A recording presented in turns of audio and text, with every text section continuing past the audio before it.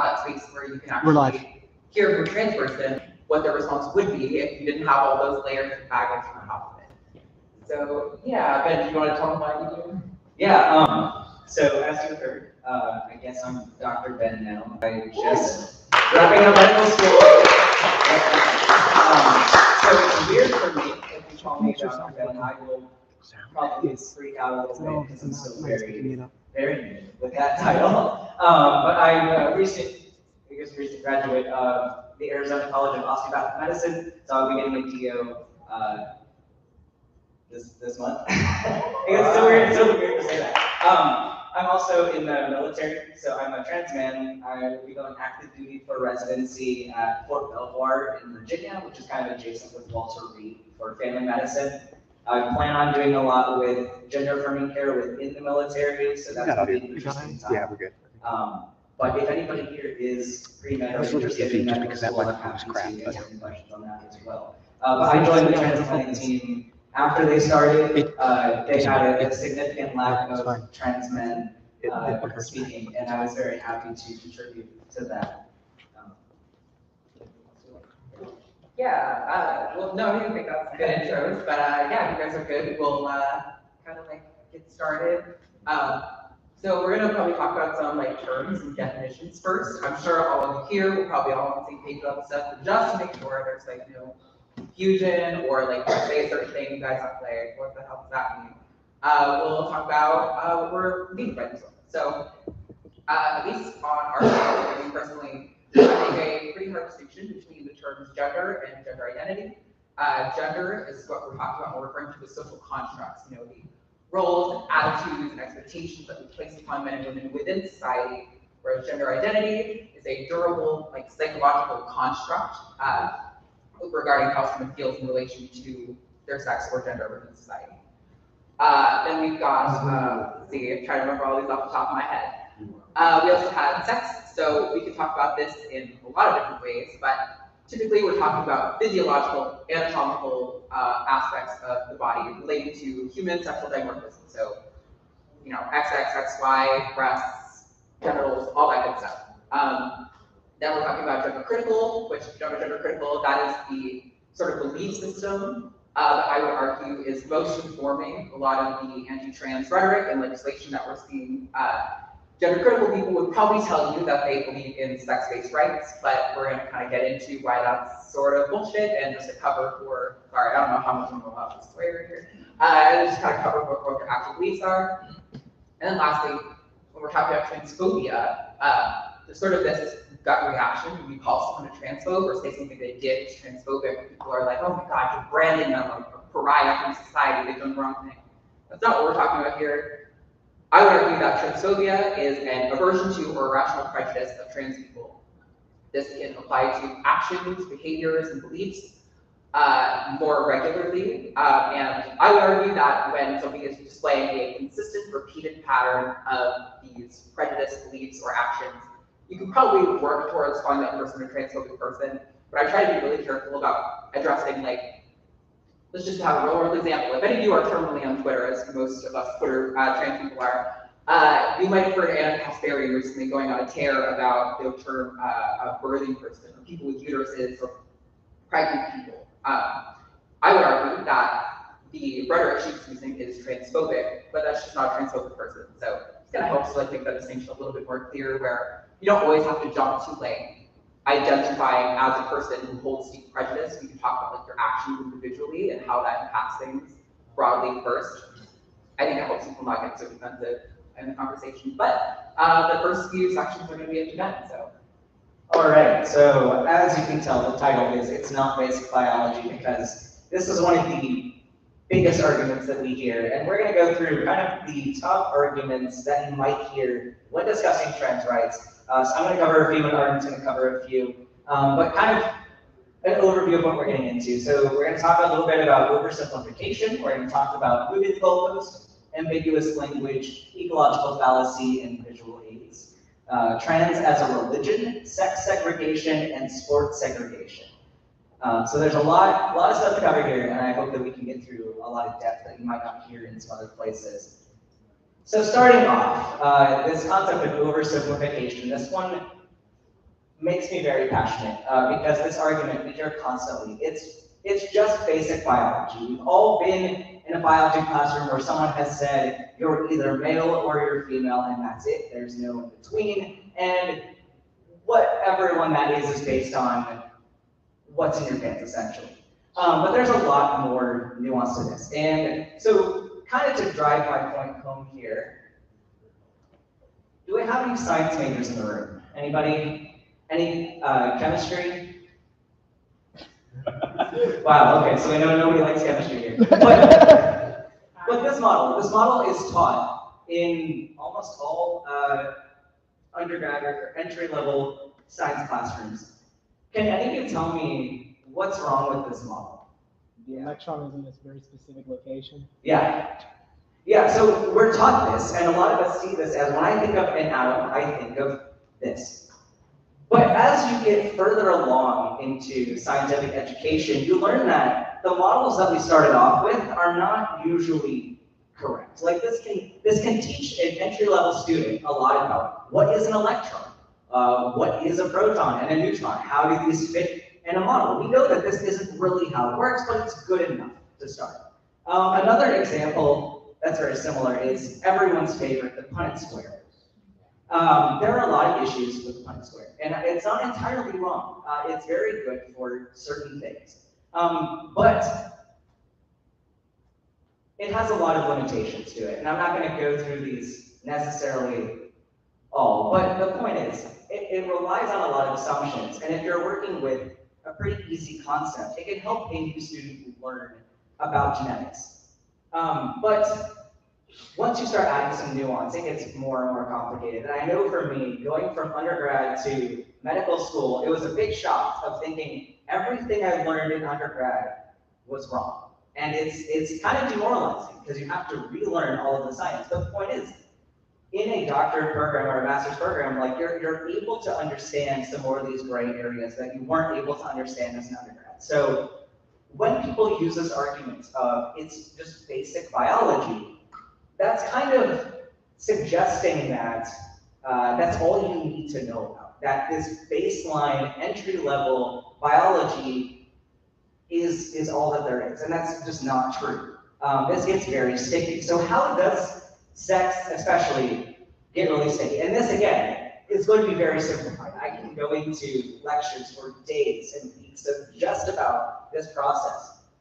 But why do we oversimplify things? So the brain prefers the path of least resistance. We don't like to put a lot of work into our thought processes. And if you watch any of the atheist content on the internet, you understand that you can watch somebody try to answer a question in their own head and not understand the thought process to how they got there. We have a good Mr. Anthony Macabosco here who does a very good job pointing that out for people. But people often, they make patterns in their brains and they follow where they think the patterns lead. But if you really break it down, do we know that the pattern actually follows from the data that's there? And oftentimes it doesn't, but it's understanding that our brains do that is very helpful to kind of remove that intuition from the equation and be able to think more critically. But we can use some of these simplified models, as I said, to help explain general tendencies. And then as you learn, you can add more nuance to it. So in this case, we have the general pattern is that males are XY, they produce sperm and they have testosterone. And then on the flip side, females are XX, have ova and produce estrogen and progesterone. So that's kind of a general guideline. Most people kind of fit these pretty congruently. But we can teach exceptions later. So what exactly determines sex? So as we kind of mentioned, sex is a combination of dimorphic reproductive characteristics. But there's a lot of different factors that go into this, and you'll find people that will argue that one factor is the key and is the one thing that makes you male or female. But biology doesn't really agree with this. So we have genetic sex, which is what a lot of people might think of with XX or XY. We have a lot of exceptions here too. So there's XX, there's XY, there's XXY, XYY, X without another chromosome, there's XXXY. You can even have quadruple X's and triple X's. There's so much variety there. And then there's anatomical sex, which can be broken down into a couple different components. You have internal anatomy and external anatomy. So your internal anatomy could be your testes, ovaries, epididymis, vas deferens, the uterus, and fallopian tubes. So anything that comes from the mesonephric and paramesonephric ducts, those will become internal anatomy. And then external, such as the penis, vagina, vulva, scrotum, prostate. And prostate, yes, technically is external, which is a fun embryology rabbit hole that you can go down. But even these, anatomically, don't always align for people. We know of cases where people have a complete internal female system and complete external male anatomy, which is wild to think about, but people exist this way and their lives are normal as any of ours would be. And oftentimes these are found incidentally on ultrasound. So you can even have variations in anatomy that don't agree with each other. And then secondary characteristics, such as bone structure, breast tissue, muscle mass, etc., things that are stimulated by hormone activity. And then that goes along with hormonal sex. So if we produce estrogen, progesterone, testosterone, or DHT, which all influence more structures, which actually is a little bit of a tangent. But your chromosomes matter less than your hormones do for the majority of this process, because the anatomy, except for the testes versus ovaries, the rest is pretty much regulated by hormones. So if you give a baby cross-sex hormones like in utero, which is not ethical, you can't do this. But if you were to do that, they would develop that reproductive tract. So a lot of that is actually hormone-based, which we can't control. And you can find a lot more in depth on my YouTube channel, which will be rebranding this Tuesday to Dr. Ben. And you can find, I have whole lectures about how this process happens, the whole pathway to get to certain anatomy, what happens when there are variations, and it's a fun time.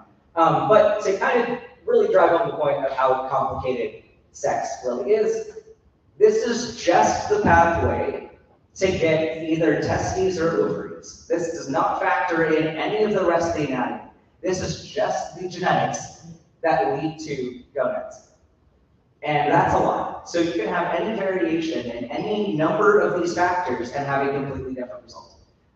So when people say it's just basic biology, that you're one of two things, I think biology disagrees.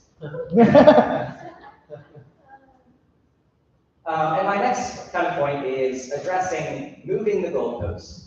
And so the argument I'm using here is the penis makes the man. And I was gonna write some hypothetical arguments for this, and it turns out I didn't need to because I looked at the wild of Twitter, and I found some gold to work with. So we have this picture. This is a Harvard D1 swimmer who's a trans man, making a point that your anatomy does not make your gender. So he says, I do not need a penis to be a man. And this is a medical doctor that says, yes, you do, which is funny, after everything I just mentioned about how you can have countless variations. But we're focusing mostly on the points in the chat for this. So we have this expectation already that if you're a man, you're going to have a penis. And then somebody comments in red, and they say, still a man without it, which is interesting. Because we get in later, and it seems to be that this person thinks that this is a trans woman and not a trans man. We'll read through this. So someone else says, you're right, trans men are still men without a penis. And then red goes again and says, you've somehow veered far off course. This is pretty obviously speaking of a man. That would still be a man, even if his pre-existing penis was still there or not. Glad I can help clear any confusion. So it sounds like they're trying to talk about someone who used to have a penis that no longer has one, and that they're still a man. So hold on. So if you're a man and you have a penis, but then if you used to have a penis and no longer have one, you're still a man. All right, cool, tracks. And then blue comes in and says, right, the man in the picture is a man. Glad you agree. And then red, it's hard to see it, but red says, if referring to the same picture, then yes. So they're pretty committed to the same picture. So we keep going. Right, so whether he has a penis or not makes no difference. He's a man. And then green says, so you need a penis to be a man, but if you don't have a penis, you're still a man. Make up your minds. Yeah, we're still moving the goalpost here. Then red chimes back in. Not sure how you might have drove up the off-ramp into oncoming incoming traffic like this, but what I'm saying is, if a man with a penis ends up not having a penis later in life, that person is still a man. And then, so you don't need a penis to be a man, and this keeps going. They just keep digging a deeper hole here. Basically, born as a man, always a man. Almost 100% of males, notice how they say almost, because there are going to be exceptions. Almost 100% of males born with a penis barring birth defects. So if one of those men either lost or had their penis removed later in life, they're still a man. Not sure how I could be more clear. Right, this guy's saying he doesn't have a penis, but you agree he's a man. And he is because we base it on the brains and not the penis, so glad we agree. Trying to make my views more clear to you, I agree with the statement that one wouldn't need a penis to be a man, but that's based on other comments where they would have been a man with a penis to begin with. Then they have it removed, they don't stop being a man. And then, the cherry on top here, same thing I said also applies to women. If they were born as a woman, then adding something surgically, or just having the thought in their head that they're a man, doesn't make them a man. That's why the modifier trans exists. So this is a mess. This is what we call a mess. And I don't need to explain a whole lot of detail of why, but you saw they moved the goalpost several times, and we could not accurately peg down what their definition of a man was and what the role of the penis even had in this equation. But kind of the crux of this argument, and this is one I give a lot of credit to Katie Montgomery, even though she's not here, but she makes this argument a lot, but I'm applying it to men because we trophies. So, to clearly define manhood, they must set criteria that include all men and exclude all non-men.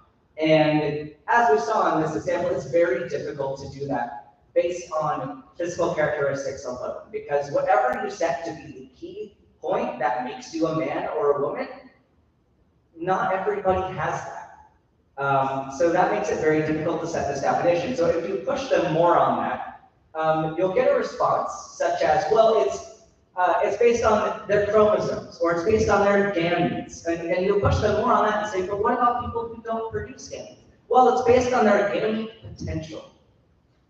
So what does that mean? How do we determine what someone's gamete potential is? And Katie also likes to call this the gendered soul argument, which is kind of very fitting here, because that's really all this argument is. So even they have to go to something that's not physical to make this argument, and you can pretty easily back them into the corner on this point. And the next one for me is ambiguous language, and we're going to use the argument, stop mutilating children, because this one is all over the internet.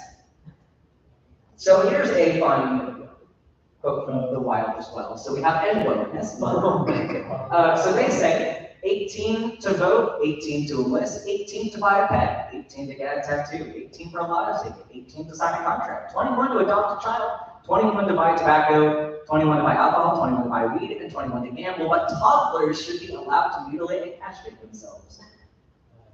Which is a point you get to by following this argument. So I do have an example argument here, because this is one you more commonly hear, and that is, we can't allow doctors to perform gender surgeries on children. And so the person B here says, can you give me an example of where this happened?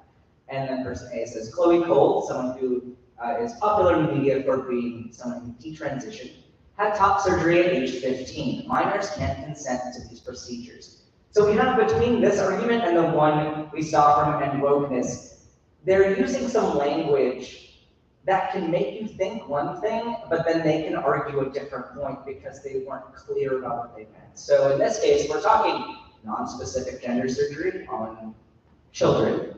But kind of the problem with this argument is that child has a very wide range. So again, with the Chloe Cole argument being 15, like that's not what a lot of people would think of when you say child. When you say the word child, it often implies toddler or school age kid.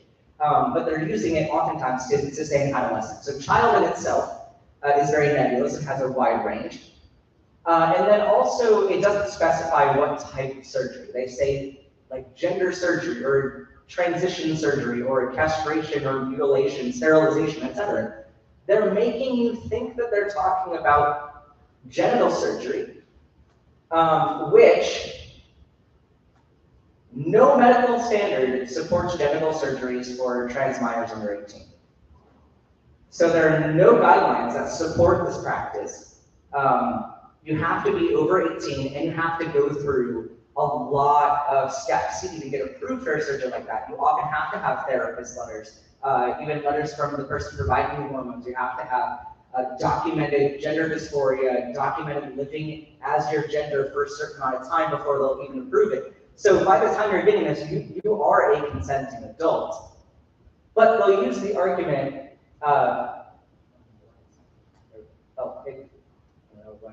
that's fine.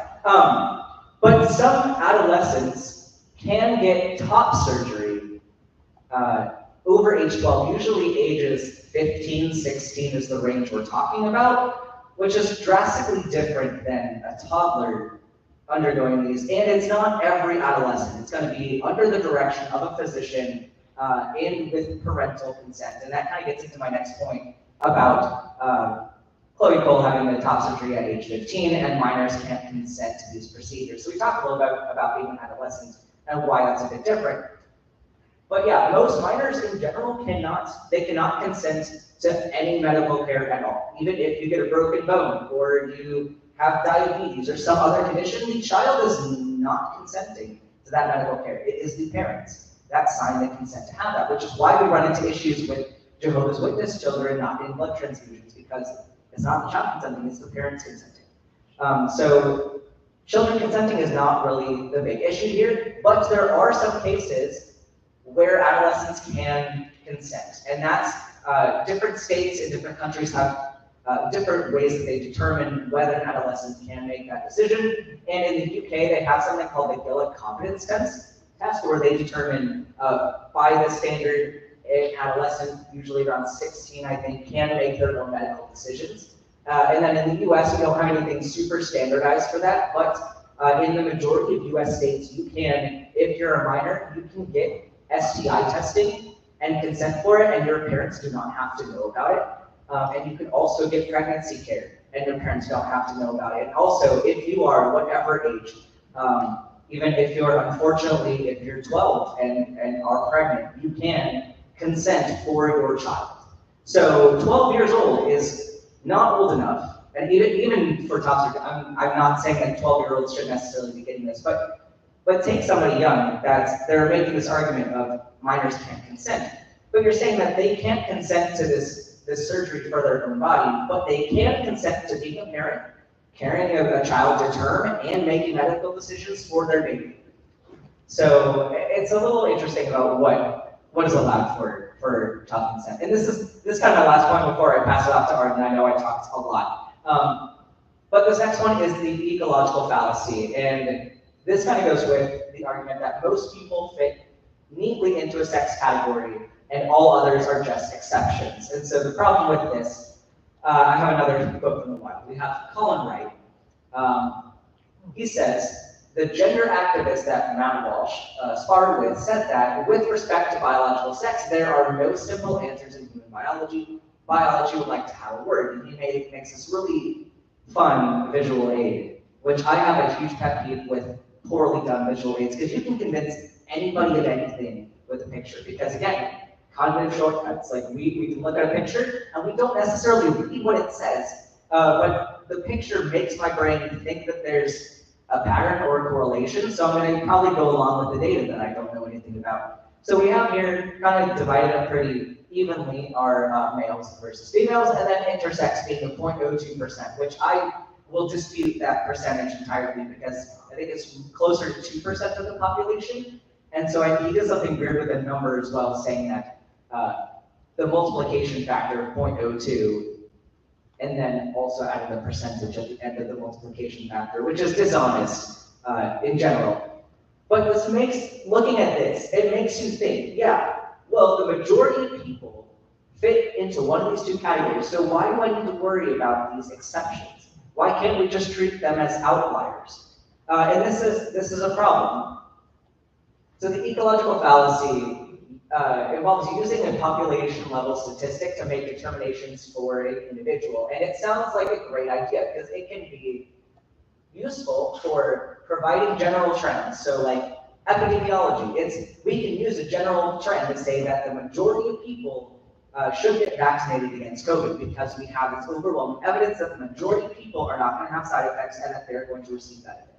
So it's great for that. If you take into account that there are exceptions and that there's some nuance to this equation.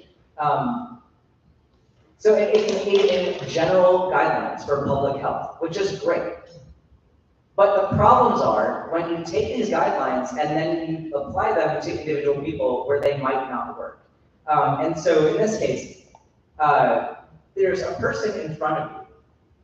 Like if I'm practicing medicine, there's a patient in front of me that needs my help. And let's take an example like Graves' disease or a form of autoimmune hyperthyroidism, which is in about 2% of the population. So kind of analogous to the intersex example that we used. But you have 2% of the population that has Graves' disease. If I just said, well, the majority of the population doesn't have Graves' disease, therefore you probably don't have it. I'm not doing my job. I'm making a pretty big error, and this person's not going to get healthcare because of it. And that's kind of what we get here, is saying that trans people don't need healthcare because the majority of people aren't trans, or the majority of people aren't intersex. And that's dangerous to think that way. So instead, we should maybe be more vigilant that there are exceptions and not be so quick to write people off. And a big one, address the person in front of you. If someone is in front of you that says, I'm trans, or I'm intersex, I'm non-binary, I'm any of these things. Like, yeah, the likelihood is if I were to draw from a population a random name out of a hat, more than likely that person's not going to be trans. But with the person in front of you, you don't know if that person is the exception or not. So it's worth treating them with dignity and not just using them as the exception to write them out of policy and making their existence illegal.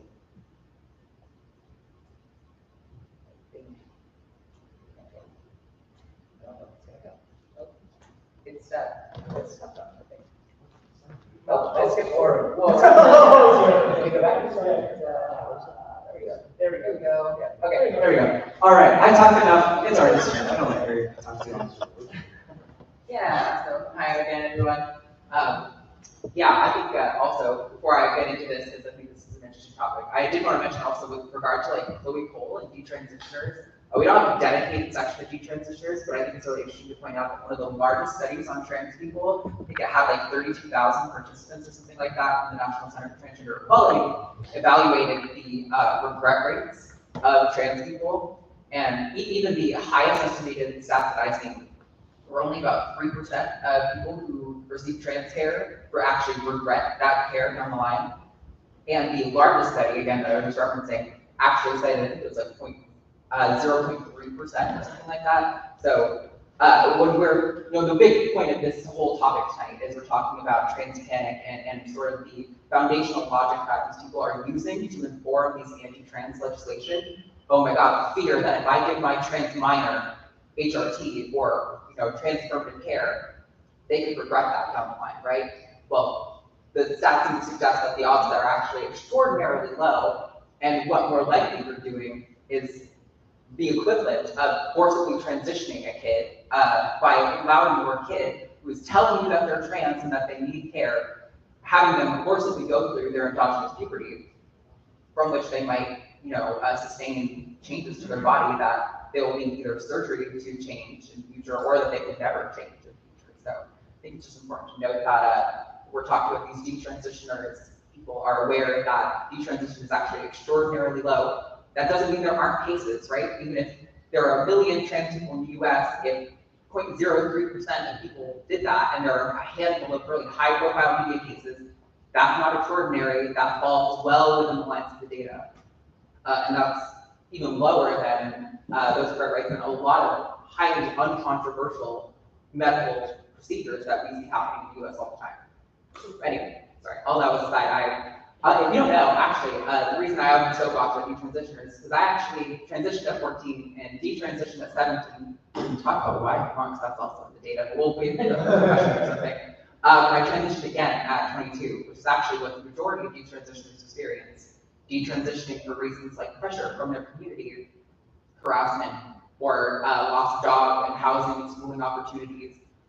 And most of them go on to transition again later in life. So anyway, trans is a religion. So you guys are all here for the Secular Student Alliance, and so you guys are probably all, agree with us on our politics about like religion and stuff like that. On a lot of the atheist call-in shows that we see, it's a really common thing to get a caller who's going to call in and say something to the effect of, you guys, when somebody calls in and tells you that they have a personal relationship with God, you rightly dismiss that because it's personal experience and you have, evidence of that. When somebody comes up to you and tells you that they have a gender identity that's different than their assigned sex at birth, you accept that. Why is that? Is that not the same? So we're going to talk about that.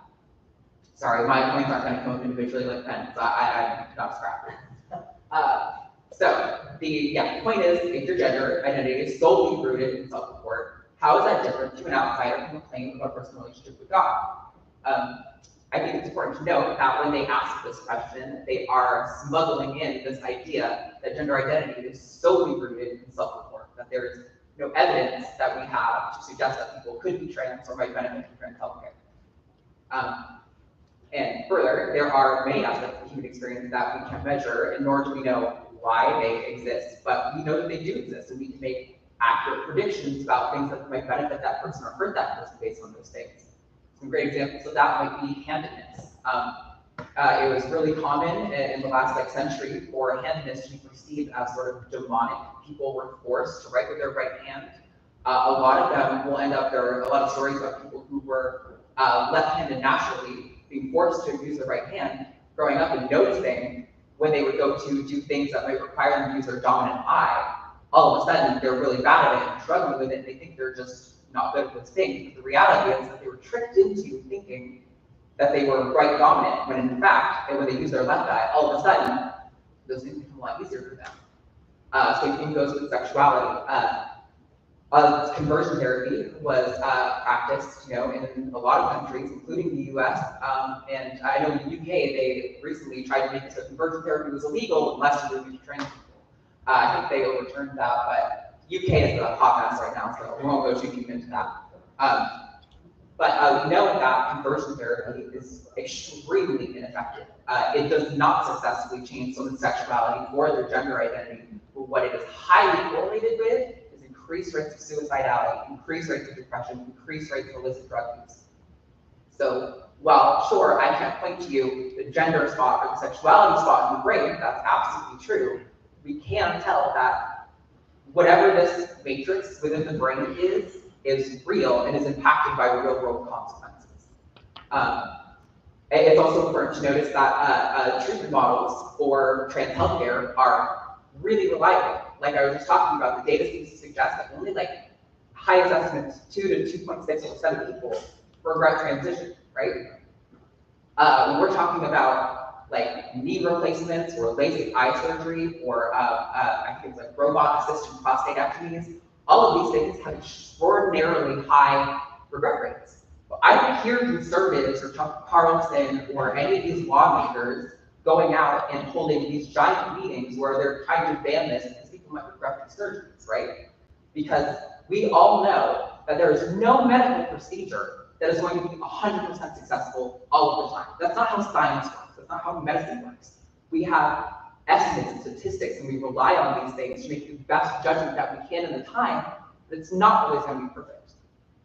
The other thing that I wanted to talk about with regards to this is that I will hear a lot of claims kind of attacking the methodology of these studies that talk about trans rights and trans healthcare and all of these things, right? And I think a lot of that is probably fair. A lot of methodology in medicine is difficult to do, in part because we as a society have decided that there are strong ethical guidelines that we ought to follow to protect people. Like, for example, when we are testing medications, often now it's the case that rather than doing a placebo group, we will give people the current standard of care compared to the new care. Because it would be sort of unethical to say, you are suffering and you need help, and we're going to make you think we're giving you help, but we're actually not. We've decided to apply certain ethical frameworks, so it is extremely difficult to get a double-blind placebo trial for trans minors, right? Because you're going to be forcing a portion of that population to suffer by not giving them the treatment that they might need. But there are things we can do to counter things like sampling methods and methodology. You can weight your statistics. You can sample a massive sample size. Like I said, that's one from the National Center for Transgender Equality, had 32,000 respondents. They actually just finished the second one. I don't know how many respondents they did, but I know it was like blew the last study out of the water. So hopefully we'll get some really exciting new information, and who knows, maybe some of the things I'm telling you tonight might be totally different in a year's time. But yeah, so I think it's always fair to criticize the data, right? Criticize the methodology, sure, that's totally fine, I accept that. But as skeptics, right, as humanists, our goal here is to give people the best shot that we can with the information that we have. If future information comes out that says our methodology, our approach needs to change, we need to try different things, then that's what the data says, and we ought to probably follow that. But as of right now, the data overwhelmingly seems to suggest that, well, sure, a trans person could be lying to you, you could be taking their claim on nothing. The reality is that there's not really a good reason to lie to you about what my gender identity is. You know, I didn't go get surgery and go through years of hormone treatment, do voice training, and go through all of these different things so that I could, win in a soccer tournament or something. It's absolutely ludicrous that people would go to these extents to lie to you about something so integral to our humanity and our identity. So the next topic I kind of wanted to cover is something we see a lot in this legislation is about sex-segregated spaces. So we're talking about bathrooms and prisons and like sports teams and things like this. We're going to get more into sports specifically after that. But first, so when we hear these hearings on sex-segregated spaces, something that we'll hear a lot from these conservative lawmakers is we want to protect women. And on the surface, I think probably all here can agree that protecting women is good, right? We want to protect women. Awesome, love that. But the reality is that what they want is to protect women from men, right? And the implication there is that trans women are assigned male at birth, and cis men are assigned male at birth. Therefore, any population level statistics that we know about men, like the fact that it's just true, men do commit the most violent crimes more than any other group. That must also apply to trans women, and therefore banning trans women from sex-segregated spaces would protect women. This doesn't really seem to be the case. Also, I think for women who have unfortunately faced assault or violence, you'll know that most of those violent crimes don't come from a stranger in the bathroom. They come from people you know in your life, people who are close to you, people who you trust, people who can convince you to let your guard down so that they can hurt you. Also, furthermore, trans women are also victims of misogyny, sexism, and male violence. We are not excluded from this because we're assigned male at birth. My partner and I, this is slightly short, but it's related to this. We breed snakes and rats, right? And we talk to pet store owners all the time. When I go to a pet store owner and we're doing a deal with them, they never look me in the eye. No, they look my partner in the eye because he's a man. They do all the dealings with him. I am just tertiary to that situation, right? Just because I was assigned male at birth doesn't mean that I'm somehow excluded from misogyny. I've been assaulted by men. I've been creeped on by disturbing men. I've been called misogynistic slurs. I've been catcalled. I have all those experiences. And I don't think those things should be qualified into womanhood whatsoever. But to suggest that because women were assigned male at birth, trans women were assigned male at birth, that therefore we know nothing of the experience of womanhood, and that we are not only not victims of male violence, but that we are going to be reliably expected to be perpetrators of male violence is not founded at all in the data. I don't know a lot about the data on bathrooms. I know there was at least one study at Harvard that found there was a correlation with increased reports of assault from trans people in areas where access to bathrooms were highly restricted. There's a little bit of an issue there because you can't necessarily say that that was due to like being in the wrong bathroom that they were assaulted. But I think it does speak to the values of that community, how that can affect those people, and how those values can fall down onto minority people. I think also, when we're talking about prison systems, right, there's always going to be the one-off story. Conservatives love to, they have like a handful of like 3 stories that they love to bring up every time we talk about segregation in prisons. Karen White, if you've heard her name from conservatives, she was a trans woman who assaulted someone in a women's prison and got access to women's prison because she was trans. That's horrible. That shouldn't happen. Violence is never okay, not when it comes from cis men, not when it comes from trans women. It's wrong. There's also a Canadian woman, I can't remember, who went viral over some sort of sex-related crime as well. I love to tout these examples and say, see, this trans woman did a violent crime on a woman. Therefore, trans women should not be allowed to access these spaces.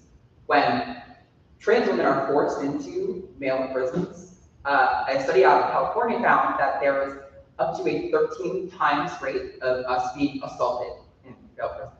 So not only is segregating sex spaces not protecting women, it's explicitly putting trans women at risk. And unfortunately, there's like no data on this when it comes to trans men and how these laws impact trans men. So this is extraordinarily frustrating for trans activists when all we want to do is, sorry, I almost cursed. All we want to do is go pee, right? All we want to do is use the bathroom that everyone else uses. I'm not trying to strike up a conversation of any capacity with someone, a stranger in the bathroom. To think that I would be banned because some random old Christian man in some legislature thinks that I am a risk to women is just absurd. There's no foundation for that belief. And it is actively impacting trans people's lives. Every day, this stuff is. So I think it's really important when you hear these things, it's easy to shrug it off and be like, oh, you know, you're not able to access the bathroom. Is that really a big deal? You can hold it or gender neutral spaces? Absolutely not. This is deeply affecting trans people's lives. Also, yes, this is the other thing I want to talk about. Enforcing these laws is nearly impossible, particularly with regard to bathrooms, right? When we think of base rate statistics, trans people are like, I think, 2 or 3% of the overall population. That's like a high estimate. There are going to be more gender non-conforming cis women using bathrooms than trans women. That's just a fact. It's just gonna happen. So when people are now, oh, we can always tell trans women aren't allowed in bathrooms. I see a woman who doesn't look right to me in this bathroom. I'm gonna go confront her. That's going to impact cis women. That's going to impact cis people. Potentially, I can't really say for sure. It could impact cis people more than it impacts trans people in some sense, because you might be attacked by someone coming at you sideways thinking that you don't look right to them. And then I kind of made a little joke, you know, me and more on Twitter. People love to say we can always tell, right? This is how I can psych you out in the bathroom. I can tell. I can always tell. Fact is, there are trans women who have had body surgery, and even if they are naked in front of you, you would not be able to tell that they were assigned male birth. This person was talking about predators coming to a ladies' toilet near you and or as a school teacher. So Mia tweeted at this person a picture of J.K. Rowling. Said, "You think this woman is a predator?" clearly trying to bait this person thinking that J.K. Rowling in that photo is a trans woman. And the person responds, "It's a man." Right? This is ridiculous. You cannot always tell. Wow. So, in my opinion, these laws ultimately are just an effort from gender criticals who are now, they posed themselves originally as radical feminists, are now posing up to the conservative religious right who are passing all these laws. It's an effort to define trans women under law as men, is really what these laws are aiming to do. And then the topic that everyone loves, the trans sports ban. So I'll tell you guys right off the front, I am not an athlete, but I don't think you need to be an athlete to understand why these laws don't make sense. So I want to say right up front that there are some studies that do seem to suggest, I'm going to be really careful with my words, I really want you to listen to the words I use. There are some transgender women who went through endogenous male puberty who may still possess advantages in certain domains of sport. I believe The ones that were researched were like long distance running and swimming, but I might have those specific sports wrong. I say that off the bat, so that you guys can understand that I'm coming here in good faith to address that. I think there are maybe, if we are talking about fairness in sport, guidelines that might be necessary, but they can be trans inclusive. The notion that we have to ban all trans women, and especially children, from their elementary and high school level sports teams as an entirety is ridiculous. So the first thing in this point is that the assumption, just like in violence statistics, is that the athletic abilities of cis men must, because trans women and cis men are both assigned male at birth, be the same. And there's actually some data to suggest that this is not the case. Even pre-HRT cis women, trans women, don't necessarily represent the athletic abilities of cis men. We don't really know why this is. It could be a cultural thing. It could be that sports are so masculinized. There's such a machismo kind of culture in sports that trans women are just like, yikes, or something. That we don't really know why that's the case, but it does seem to be what data suggests. So yeah, I guess my next point I already said that, but especially when we're not talking about the highest level athletics, banning all these trans girls from their sports is only an effort to otherize them from their peers, to deny them access to community, on something that, on an alleged advantage that they may not even have. I support evidence-based guidelines that are aimed at inclusion. So the IOC, which I think is the International Olympic Committee or something like that, has some guidelines for trans inclusion for trans women in their sports. I believe it's like less than 10 nanomoles of testosterone in your blood for a period of 2 years or longer, and a persistent report of your identity for a period of 4 years or longer. I don't know that those guidelines are necessarily the best ones, but if those are the guidelines that the evidence suggests would promote the most fairness in sports and would still include trans women, awesome, I think that's great. Whatever we have to do that doesn't involve banning an entire group of people for an alleged advantage that's something. Further, there are some individuals, kind of going back to Ben's point at the beginning about intersex conditions. Yeah, what's up? Is it okay if I ask a question? Go for it. Because going back to what you just said, I don't want to just dump my personal experience on here, but a while back I was arguing with a friend on this, and he was using this exact argument, that same fallacy that you just stated, that being a male gives you an advantage. And all I was thinking was that, and I admit I'm not a doctor, I'm still studying and I'm still learning, but even I know, and this is technically common sense, I'm not trying to take the path of less resistance here, like you said, but I feel like that wrongly implies that men are just inherently stronger than women when, excuse my language, that's BS, because, I mean, maybe this is not the most grandiloquent example, but I mean, we have women's MMA, women's boxing matches. I mean, there are tons of women bodybuilders who exercise just as hard as men. I mean, to say that because I was assigned male at birth, that just makes me inherently stronger than someone who's clearly trained in boxing all their life is just completely ridiculous. Yeah, I'm a trans athlete. I do Brazilian Jiu-Jitsu. But it's funny, like, yeah, and I competed in women's Jiu-Jitsu. I haven't yet competed in men's. But yeah, like this assumption, I think a lot of it does go back to this, the misogyny that anyone assigned female is inherently worse at sports. I challenge the majority of cis men to get in the pool with Katie Ledecky and then see how well that goes, because I don't think they're going to beat it. And so that kind of disproves that. Yeah, no, thank you. That's very true. I think it's kind of goes on to what I was actually going to get into, which is that even by these guidelines, right, that we're issuing, that you have to have certain testosterone levels to compete in the women's league, there are going to be individuals who are, by all of society, considered cis women, who are not going to meet these criteria, and maybe because they're intersex, but also maybe because they're not. 10 nanomoles of testosterone is, believe it or not actually that low. So I think it's interesting to ask ourselves, well, I absolutely do support policies that are going to promote fairness in competition and in these sports. Where exactly are we choosing to draw this line? And in this situation, is this simply an artifact like the patriarchy and white supremacy? I'm sure you've all heard about Pastor Semenya, who was not allowed to compete in the women's division in the Olympics because she has a disorder of sexual development or an intersex condition where her testosterone levels are too high. By all standards, she's a cis woman, but she's not allowed to compete. But when we're talking about this top level of sports, they are naturally going to select for people who have genetic anomalies that are going to cause them to be very skilled in that sport. I mean, of course, when we're going to the Olympics, we're wanting to see the people who are, for whatever reason, genetics, money, or whatever, going to be the best performers in the entire planet at that sport. That's what that is about.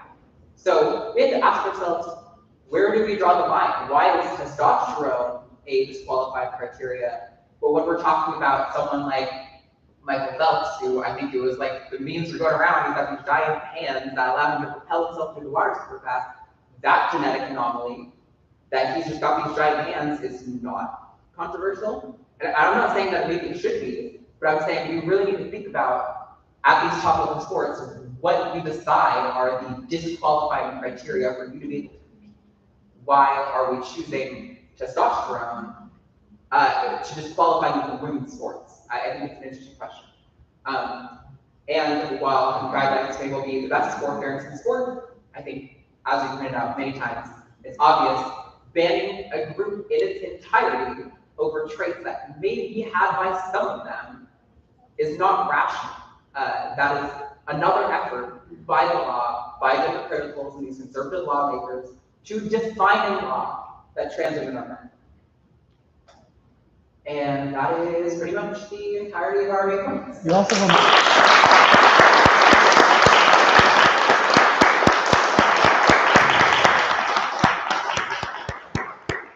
think we're going to do some questions, so if anyone wants to get up. yeah, if anyone has any questions, just pick up the mic. Answer all of them. Give us the good ones. Yeah. Make sure it's on. I don't think it's on. Yeah, it's on.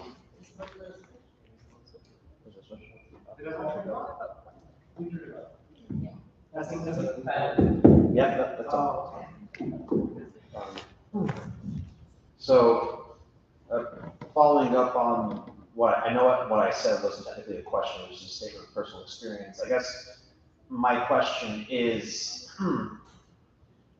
how, I feel like this is probably a very broad question, but how do we get people to have faith in the reason? Like, for example, ACLU, there's this man named Dr. Schaefer who has argued the exact points you have argued, that saying that men have an advantage wrongly assumes that men are inherently stronger than women, and that this is literally the same beast we have been battling since before even the era of the Battle of the Sexes, when Billie Jean King battled against Bobby Riggs, you know? This is literally the same argument with a different face. I guess, again, this is a broad question, but how do we get people to recognize that? How do we get them to recognize these fallacies? Yeah, so this is a case that, as I argue sports issues a lot, and there are a few points that I like to bring up, like along with the ones that Arden has already mentioned. You take sports and you break them apart. Like there's different things that make certain athletes good at what they do, and every sport's very different. So the skills needed to be a weightlifter are very different than skills needed to be a gymnast. So, like, is there a reason why women tend to be more successful in gymnastics or things like that? And like, sure, maybe they have a physiological advantage in that case. And I think broadening it out too much to say that athletics is all this one narrow skill is diminishing the breadth of what sports is. So I think this is a case I probably would take a straight epistemology approach with somebody, assuming they're willing to have a good, honest conversation with you and address, like, what do they think gives somebody a particular advantage, and can they relate that to all sports? Are there certain sports that logic doesn't follow for them? And then a lot of sports don't even need to be gendered. So things like that are equipment-based, like skeet shooting. There's like a whole controversy, I guess, like with a woman who initially like won skeet shooting, and then they ended up separating the genders because they didn't want the woman to win again. So like equipment-based sports, you don't need gender segregation. Other things, even I would argue, I don't know, MMA is a different beast, but I know for Brazilian Jiu-Jitsu, it's a very gentle sport for the most part. And it's more weight-based than it is sex-based. And I honestly, when I was competing in women's Jiu-Jitsu, I would rather be on the mat. Like if I was competing in a 125 pound, I mean, that's really small, I'll go a little bit higher, 135 pound weight division, oftentimes if you had nobody else in your weight class, they would move you up a weight class in your gender category, which I would much rather fight somebody. If I weigh 135, I'd rather fight somebody who's a male at 135 than I would a female at 145. Like that's a bigger difference than the sex difference. So I think maybe changing the argument to like specifying what sports we're talking about, what skills we're talking about, and then does that logic carry over through all of these sports? And then even arriving at the, do we even need gender categories in sport? And I think that's kind of where I end up with this. Arden, do you have any thoughts? I mean, kind of specifically to like how we confront people who believe these things, whether it's about sports specifically or any of these other arguments we talked about tonight. It's difficult for me because I like to look at the data. I've spent a lot of time reading all of the studies about trans healthcare and trans rights, and all the ones that gender criticals bring up a lot too. And so it's tempting for me to always reflect on that because at the end of the day, that is like what we're observing in reality. However, when it comes to convincing people, I've actually found that showing them where their own arguments don't stand up internally is more effective. Showing them the logical inconsistencies within their own point. But you have to be really good at talking on your feet, have a really strong foundation of like understanding of logic and philosophy to be able to identify the premises that people are making in their garbled sentence, and then to identify the problem with it distinctly and quickly on the fly. But I do think identifying logical inconsistencies within their own belief is probably most effective.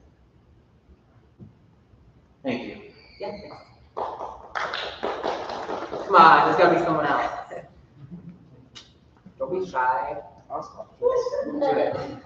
Can't hurt our feelings. If you have if it's inappropriate or you think you're like disagreeing with us, go for it. I'm not. No, it's not that. We talked about testosterone, and it's interesting.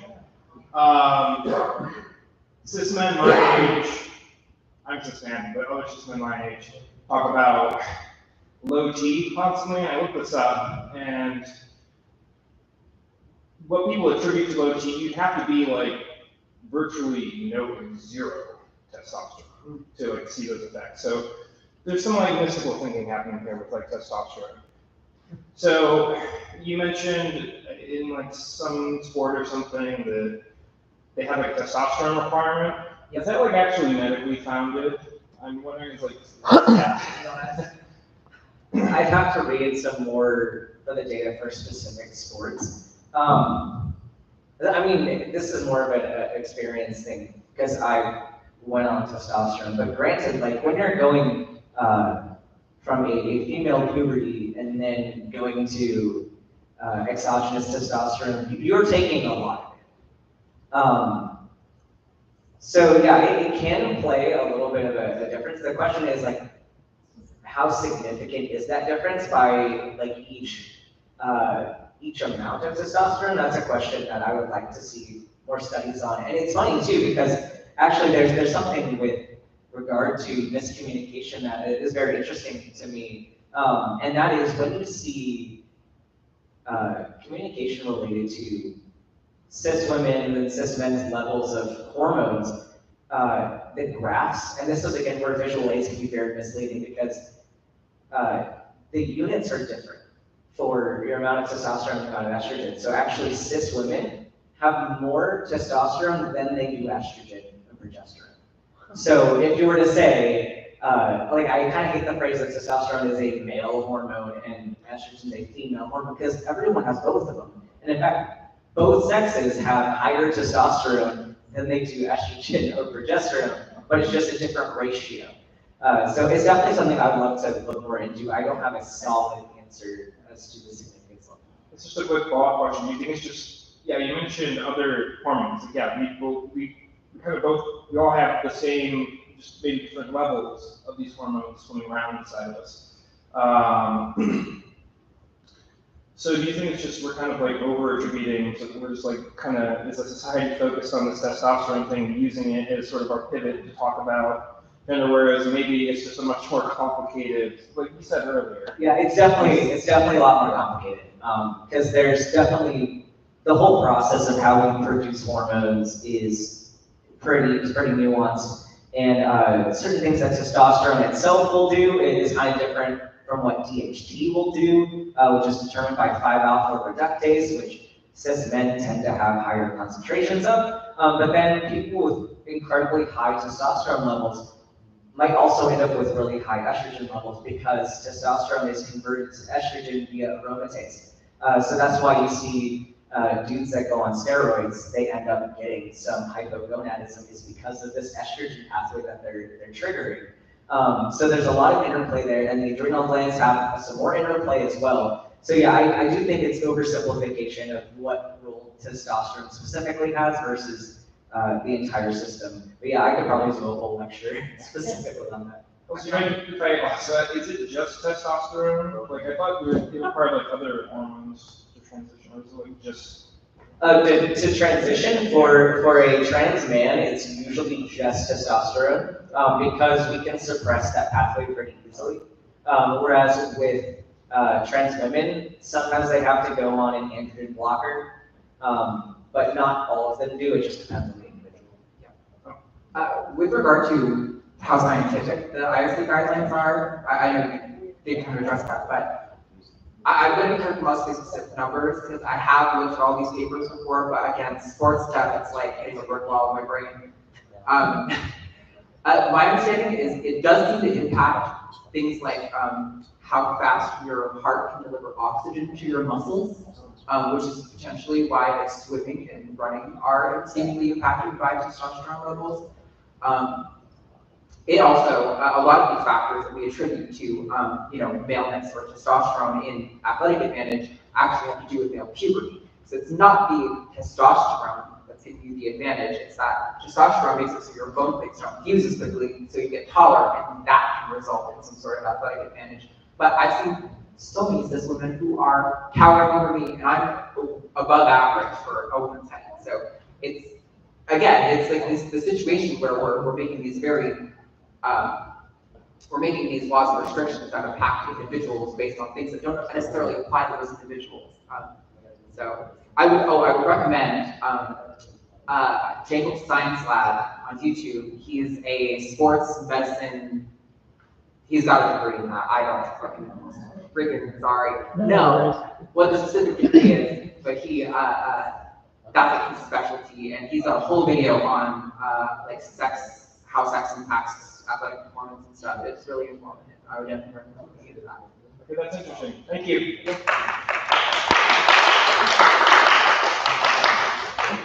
Also, don't worry about curse all you want. Okay, cool. I'm just trying to be Right. respectful. You can fucking curse. You got Hi there. We do have children though, so totally So, out of it. I had a comment and a question. I'm an athlete. I play on the UTSA women's rugby team. So I just wanted to say a little bit about my experience. Personally, when I first joined the team, I considered myself to be like the worst player on the team. I was so much slower than everyone. I'm still so much weaker than everyone. My skills in general are they're not as good as the rest of the girls. And, I like to joke around about how, oh, damn, my biology is failing me. And where's my unfair advantage now? Yeah. Right. So I just wanted to comment on that. And my question is, all right, so you brought up the "we can always tell" type thing. One follow-up these gender critical people like to do is, well, here are some examples where they couldn't tell, and they're like, well, that's just a picture. In actual real life, our evolutionary traits have trained us to innately, yes, in real life you could tell because of the pheromones and the, when you're in the moment, when you're in person, you can tell like all the curves in the face and whatnot. I just wanted to know your thoughts about that. Yeah, no, that's just absolutely ridiculous.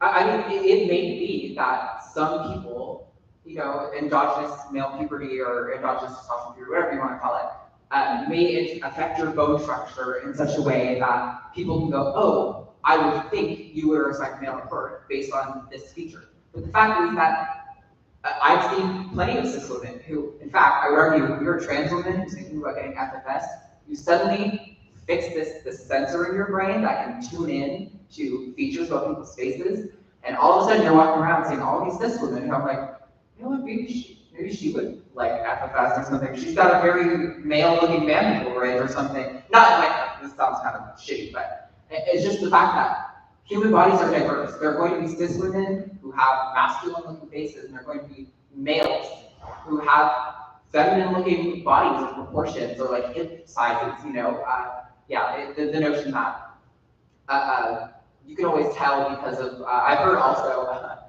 even with like post general surgery that there would be some lines in there somewhere that would tell you, and I'm like, what lines? What are you talking about? Dude, someone would write with marker, like, was assigned male at birth, just to make sure you don't have, no, it's just untrue. Also, I can't open a jar of pickles. I have to have my boyfriend help with that. So my male advantage is failing me every day. I do want to bring up a jiu-jitsu example again, just because it's my sport. But there was a controversy recently, of course on Twitter, because everything could happen sometimes. But recently, there's a video going viral from the 2014 Nogi Worlds, and it was a match between two elite-level black belts, Gabby Garcia and Kenzie Durr, both extremely high-level athletes. And I made a video about this because somebody made this video go viral again, saying that Gabby Garcia is a trans woman, and she's not. She's a cis woman, and she's a bit larger than the other women that compete at that level. And there's of course question about like what her hormone levels are, which like is none of our business because I'm not her doctor. But she's competing in the sport, and she's had to hyper feminize like the way she interacts with the media and everything because of the fact that she's so frequently accused of being a man. And she's a cis woman that faces the same discrimination. But even worse, this fight was an open weight match. So when you're competing in combat sports, you have your weight class, and then specifically with IBJJF, you have a separate weight class that you can do after you made the podium in your weight class. You can go fight everybody else at your skill level, regardless of their size. So that's what this match was. So they used this to say, Gabby's so much bigger than this other girl, and that's why, like, it's obvious you can tell she's a man. Well, no, they're different weight classes, but that was the whole point. These are two elite athletes that consented to an open weight match. And they both fought excellently. I break down the fight in my video as well, suggesting that, it looks like Gabby's doing so much better, but for the majority of the fight, actually, they're pretty evenly matched throughout. So you can't always tell. And in fact, this does, as I mentioned, it harms cis women as well, because everyone gets thrown under the bus together, I guess. Yeah, I always thought that, it's like, oh, we're, when I like hear these arguments, it's like, this is just phrenology over again. Yep. Very, yeah. All right, thank you. Thank you.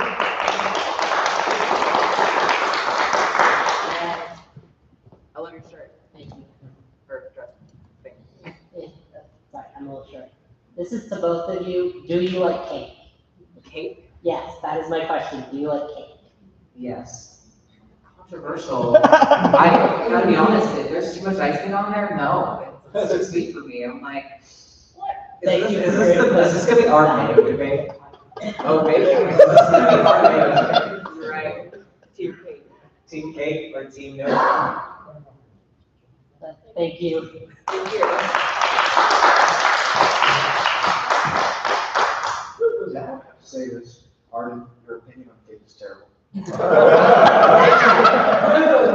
Thank you. So my main question was, so I've noticed, and I think you've all noticed, that anti-trans rhetoric definitely mirrors that of anti-gay rhetoric in the past, whether it be, pedophilia or removing the sanctity of something essential to Western civilization, like the sanctity of marriage, the sanctity of femininity or masculinity. I know those are some of the big ones. Are there any other sort of things that have been compared or are comparable to rhetoric in the past that we can combat?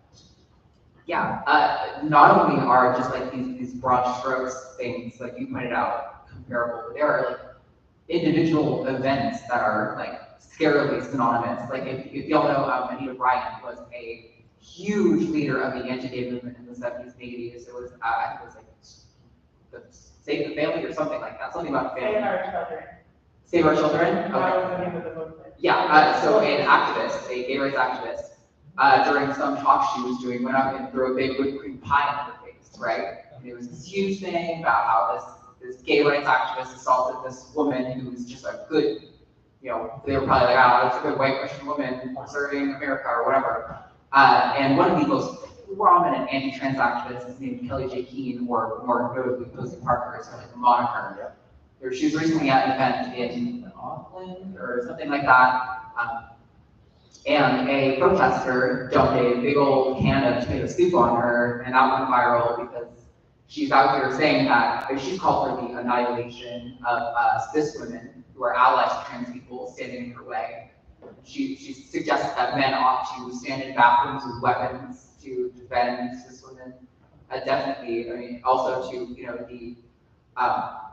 all the civil liberty movements, including like racial equality and stuff. There's a lot of the same stuff going on, right? They're trying to segregate our access to spaces. It's they don't have any new tactics; they just have new targets continually.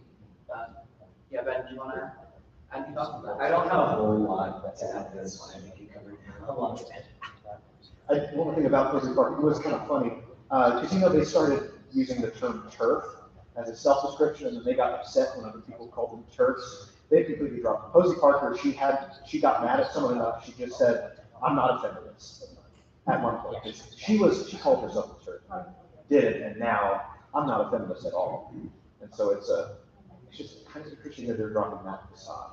Yeah, that was the main thing. she's identified with the term fascist. People call her fascist, and she said that's what they call all the cool kids that are something along those lines. That it's fine, they're calling me a fascist. That's what they always call me, or whatever. Yeah, it's not surprising. All right, thank you very much. Thank you.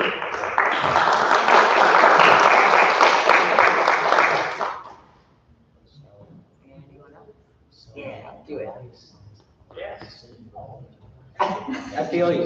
I feel you. Hi.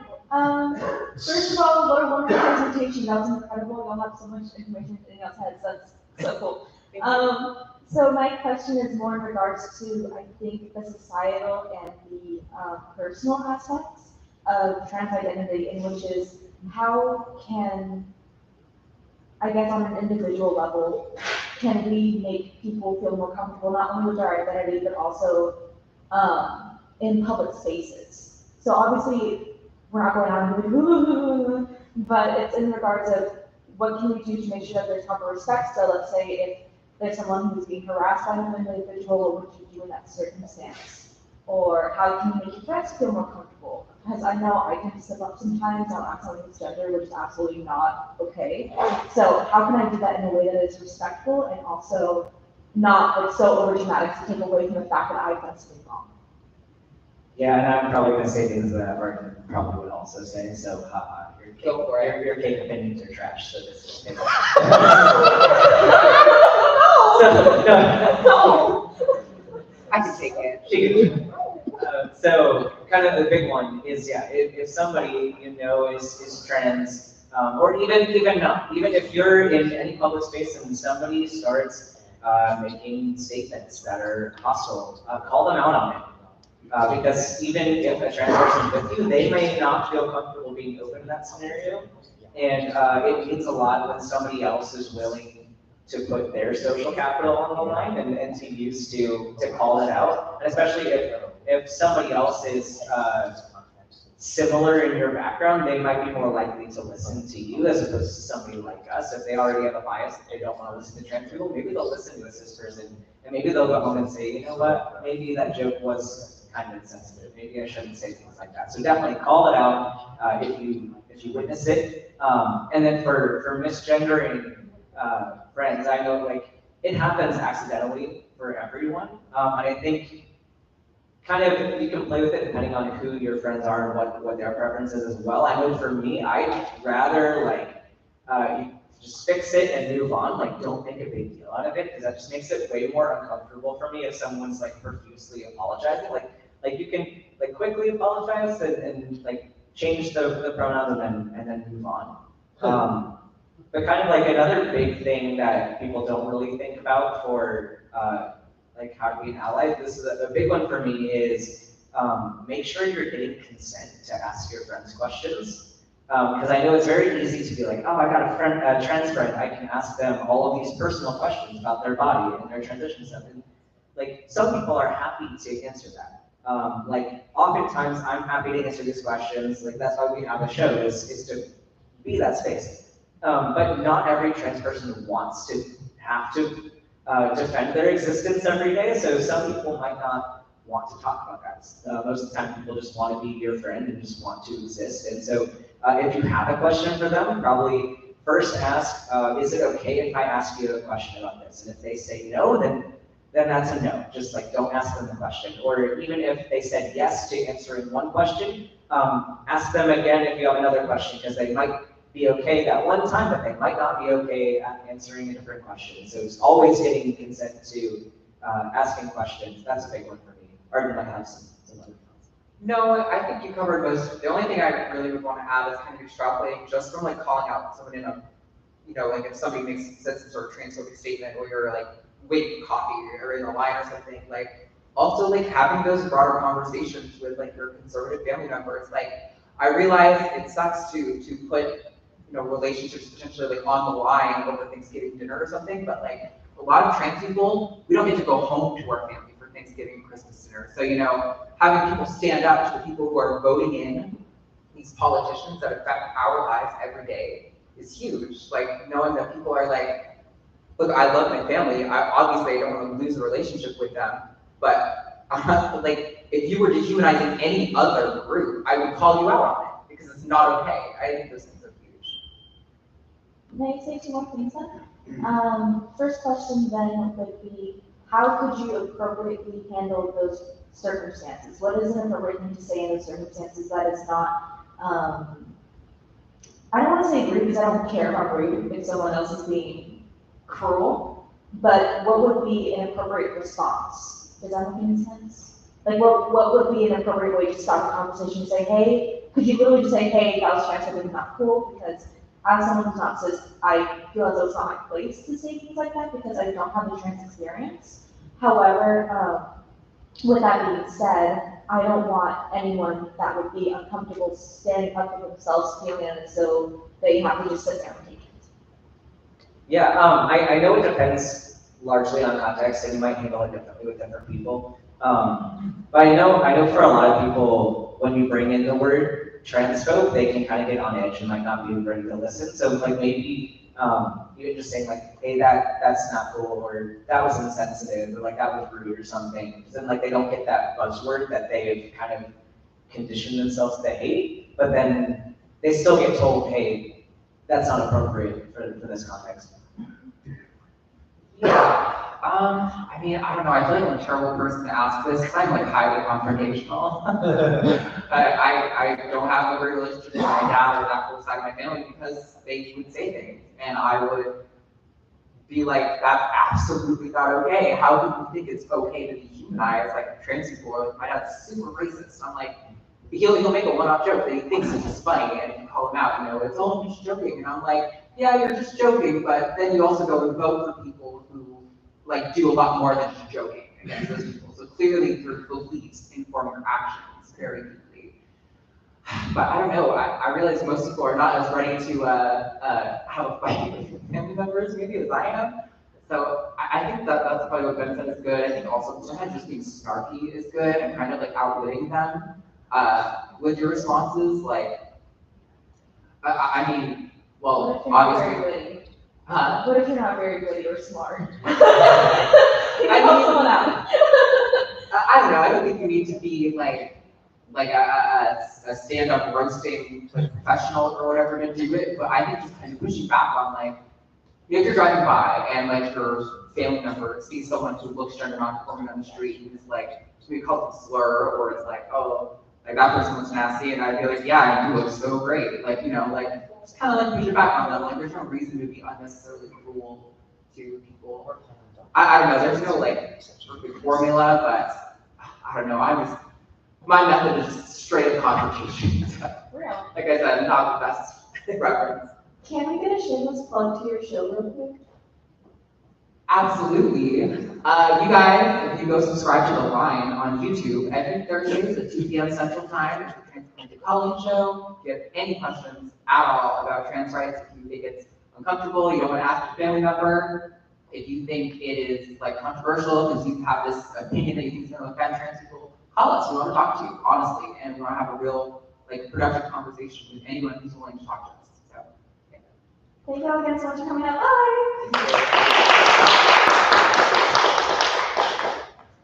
While I still have time, I do have one last question. Go for it. So I get the cake thing, but what about ice cream? Ice cream is a solid yes. But I guess like if anyone has watched the show here, Arden's gonna have garbage opinions as I know. But here's the thing though. I have to give a little bit of a disclaimer because I've said this on shows multiple times. I am a human trash can. So my food opinions are probably He ate a lemon. I did so we have a punishment every week for who gets the most amount of votes for super chats. And so Katie Montgomery said, I want you to go and eat a lemon, just like an apple, a whole lemon on the street. And I was like, all right, this sounds awful. And Katie had said that she had done this in the past and she was like gonna throw up every night. And I just said that I'm just like casually eating this lemon. I mean, in like 5 minutes, it was gone. Like it was nothing. No facial expression or anything. I'm no longer allowed to do food challenges if it's not funny. But no, I don't like ice cream. Oh, I'm sorry. Sorbet. Sorbet's good. Ice cream is just like Gelato? all the milk stuff. Isn't sorbet, but what? Isn't sorbet also milk?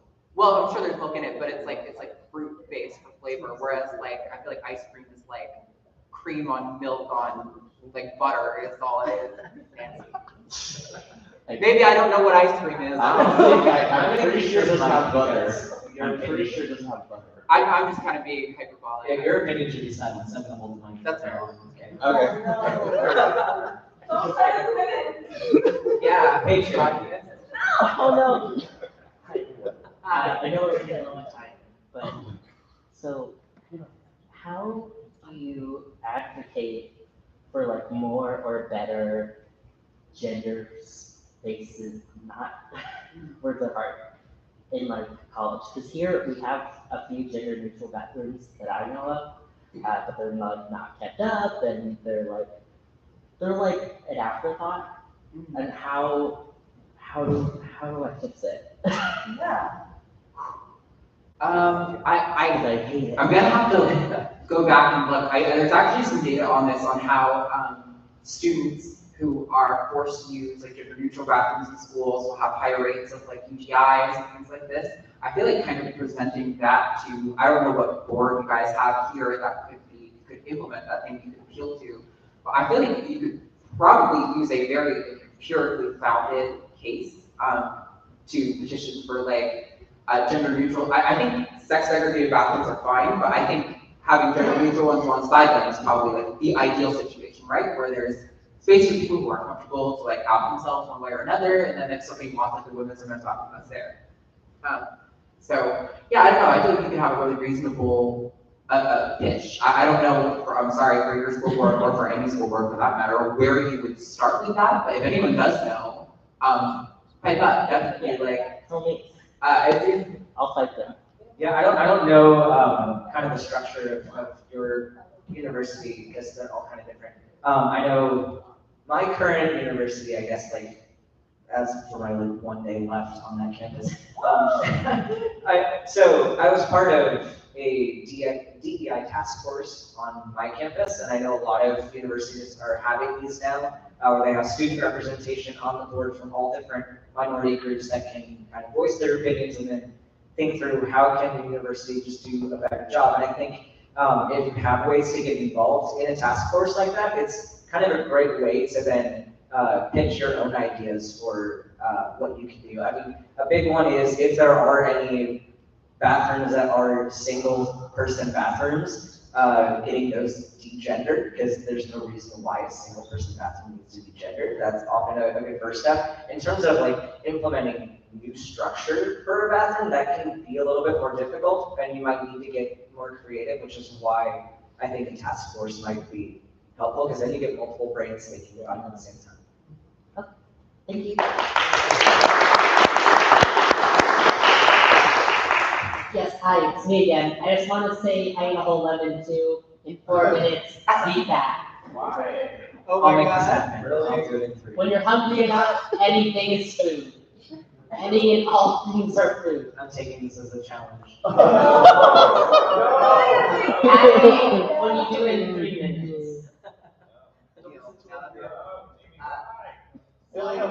I'm sorry, I have no thoughts on lemons. I will definitely not eat a lemon even when I'm hungry. Eat a lemon. I feel like that's a great insult. You don't eat a lemon. Don't listen to Ohura. Okay, so I think we're slated till 8, so we probably have time for like one more question. We have about 13 minutes. So you stand at, yeah. First of all, I apologize for my voice. I'm losing my voice. But I thought your presentation was awesome. I wish every single person could watch it across the world. It would be extremely informative. Second, everyone's talking about cake and ice cream and everything else. No one's mentioning the pickles. Those are absolutely disgusting, and I think nobody should be eating them. But I did have a question. This was actually something I've heard people argue, and I've actually wondered about myself. And people will say that there will be kids that will transition or think that they're trans when they're really gay. And is that even a thing? Are people confusing gender with sexual preference or that type of thing? Is that actually a thing, or? Sure. So usually when I hear that from like a hypocritical or conservative lawmaker, they'll say something to the effect of 98% of gender non-conforming kids unimpeded would go on to just identify as a gay cis person. They probably won't use the correct trans language there, but I think you get what I'm saying. So that research comes from a study that was done in Canada, where their defining criteria for a trans kid was any kid who displayed gender non-conforming behavior at all. So if a boy came in, referred to the gender clinic because he liked dolls, that kid was considered a trans kid. So the reason that data suggested that like 98% of trans kids are actually just gay kids was because their inclusion criteria for what was considered a trans kid was any kid who displayed gender non-conforming behavior. And then when you think about how like 2 to 3% of the population is like the base rate for trans people, starts to make sense because you're like, oh yeah, like 98% of the kids were not trans. That totally makes sense. That's wholly uncontroversial. So sure, I'm sure, and I've known tons of people in my life who were gay men and gay women who said when they were little they had thoughts about like, oh, I wish I could be a girl, but it's more like I really admire like Mariah Carey and kind of wish I was like her, and it's less about like I want to be a woman. I think the rates at which or the data that I've seen on when kids solidify their gender identity is usually around like 2 to 5, and then like that really cements when you get into puberty, when you start notice your body changing, all of a sudden the alarms are going to go off in your head. Sure, I'm sure there are examples of gay kids. There are detransitioners out there, right? Again, that's not unexpected based on those stats that we have. Who just weren't capable at the foundation. They just, for some reason, also thought that maybe they were trans as well. But yeah, the stats definitely don't suggest that that should be like anything but fear or any reason to withdraw care. The rates at which that happens are so low that it's really not worth introducing any legislation to restrict access to care over. Yeah, I mean, just a little bit on your end point, because I didn't specifically mention this in the PowerPoint, but maybe I should have. The transitioning at younger ages, like a lot of this goes to kind of age-appropriate, developmentally appropriate transition. And so that's like the whole premise of like gender-affirming care is to let the person come to terms with their own identity and how they want to live their lives. So like it's not pressuring anybody to do anything. And sure, I think a lot of people question their identity throughout life, and that's normal.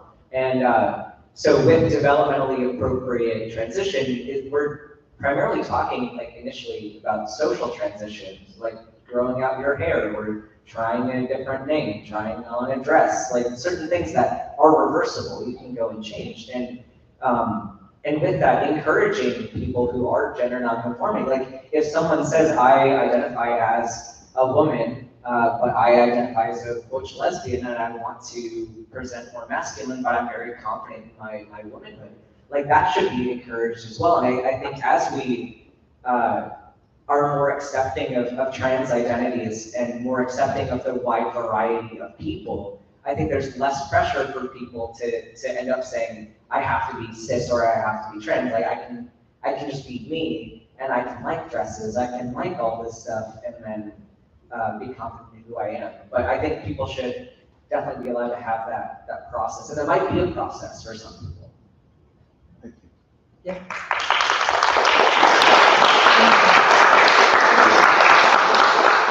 So I think that's all the time we have. Yeah. 5 minutes.